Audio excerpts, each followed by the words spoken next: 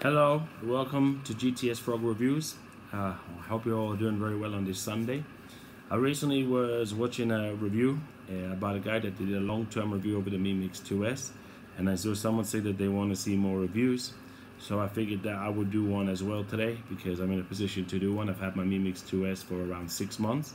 I actually recently decided to sell the OnePlus 5T.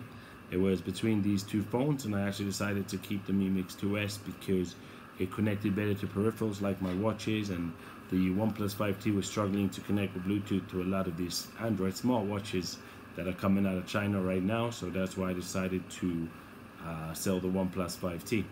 But on to the Mi Mix 2S. I mean, a basic overview. Most of you who are watching this already know it. If not, go check out my full review of it. But a basic thing is it's almost a bezel-less display, as you can see. It has ceramic on the back, has the dual cameras, and has the fingerprint readers. And just a quick note that the cameras, I recently did another video which is also on here, where you can see the specs of these compared with the iPhone XS, which is actually brand new, the brand new iPhone. And actually the Mi Mix 2S actually has very similar specs to that phone, other than a few minor flaws. So it's an excellent phone. For those that don't know, the fingerprint reader is also really fast. I'm sure you can check out other videos, but you can see it's the thing it doesn't have in at least my region, Mexico. Apparently I was told that if you change your region to Hong Kong, you can get it, is the face unlock. It's supposed to have it, but it's based on the regions, and for some reason here in Mexico they actually don't have it. I'm not sure if they have it in the States.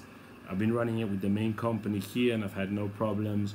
I've heard there's a couple of problems with the sound quality, but honestly I haven't had any problems with the sound quality or anything, so for me it's worked really well.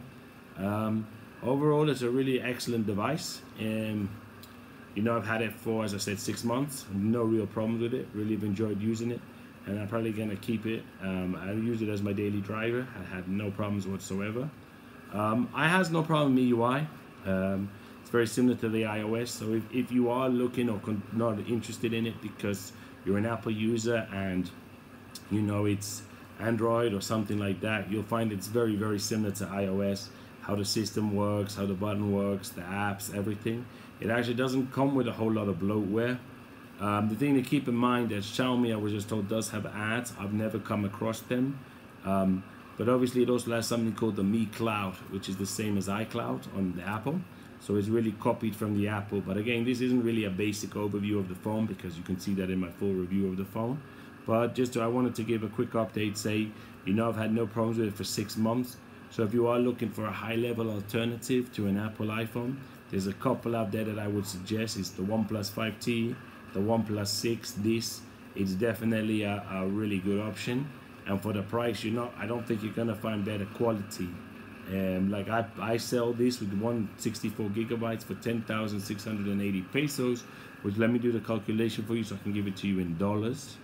Right now that's around $562. Whereby the iPhones, even now with the same specifications, are costing almost $1,000. So you're getting a really good quality phone that can compete with the big boys for half the price. Also, the updates are constantly coming through, so you don't need to worry about the updates, or you don't need to worry about security patches. Xiaomi's really good on that game about that. The Android is a little bit slower, but at least the MIUI is there. It functions. It's really fast. Every time a new one comes out, you will get it first with this phone.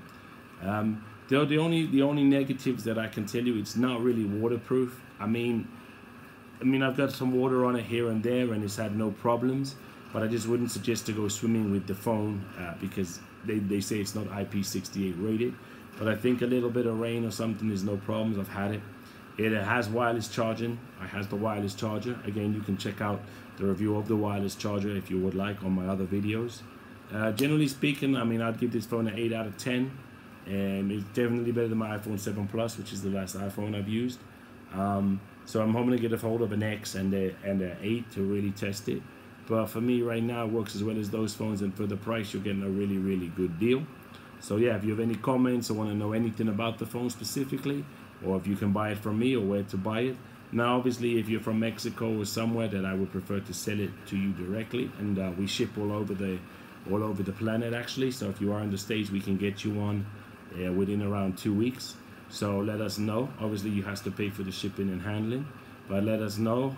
We also have a store now in Guadalajara, so if you're in Guadalajara or want to check out the store or anything, please let us know, and I will be putting up a catalog of all our stuff shortly. So really good to see you guys. I hope you have a good Sunday, and I hope to see you on the next video.